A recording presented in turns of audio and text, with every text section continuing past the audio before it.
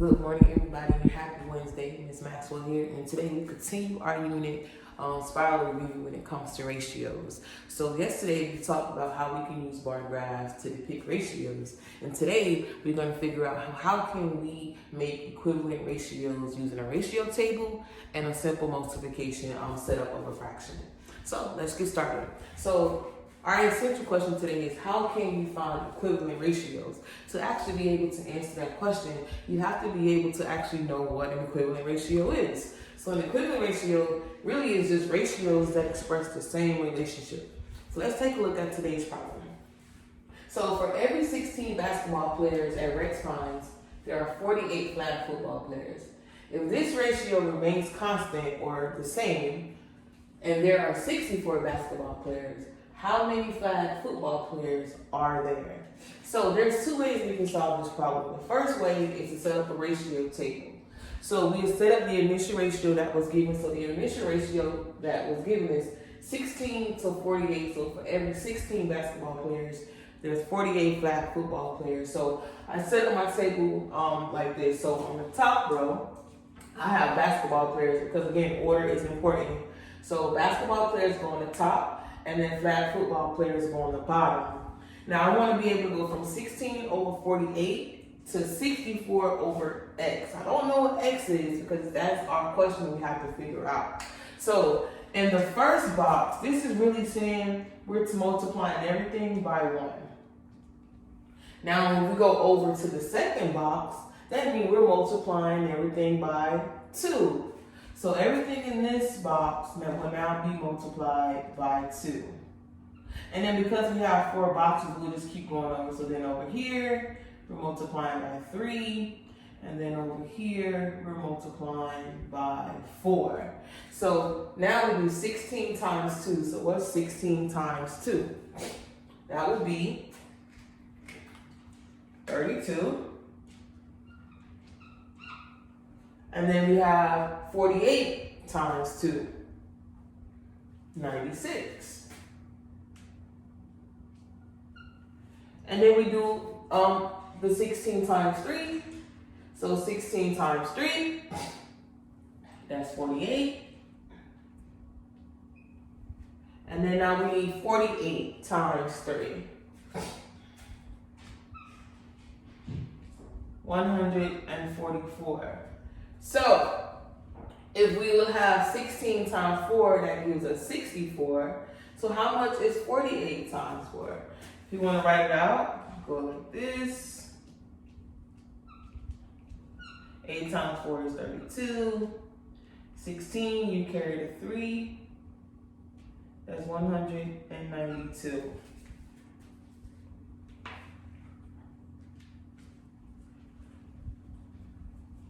So, the question asks us, if the original ratio remained constant, so if 1648 remained constant, and we got to 64 basketball players, how many flag football players would we have?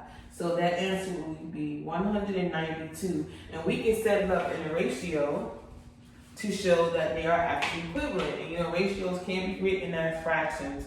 So the original ratio is 16 over 48.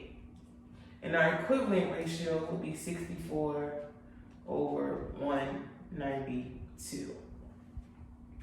That's step number 1, or that's one way. Now, the other way that we can use is just to simply do multiplication, where we set it up to try to find the value of x. So our original ratio is 16 over 48. So this is basketball player, so I'm going to just put BP. And then this is flag player, so I'm going to put FP. So remember, when we're setting up equivalent ratios, it has to be the same on the top. So we have 64 basketball players over here, but we don't know the value of x over here. So what we can do is we can actually cross multiply 16, so we can cross multiply like this. So 16 times x, so any number times a variable becomes 16x, or that number times x, is equal to 48 times 64. So what's 48 times 64? You ask, right? So we can actually Work this problem out. Either give you some additional practice with multiplying more than one number. So let's do it over here on the side. So 48 times 64. We know 8 times 4 is 32. We carry the 3. 4 times 4 is 16. Plus 3 is 19. We have that place marker of 0. 6 times 8 is 48. Carry the 4. 4 times 6 is 24. 24 plus 4 is 28. And then we add those together. So 2 plus 0 is 2. 9 plus 8 is 17. 8 plus 1 is 9. Plus an additional 1 is 10. And then we carry that 3. So 16x is equal to 3072. Now, in order to solve for x, we have to get x by itself, which means we need to divide our coefficient or our number in front of our variable on both sides. So we divide both sides by 16. And x is going to give me 192. So these actually should match. If your ratio table and your multiplication don't add up, somewhere something is wrong. So that's basically how we find equivalent ratios. So I'm going to go ahead and give you a quick worksheet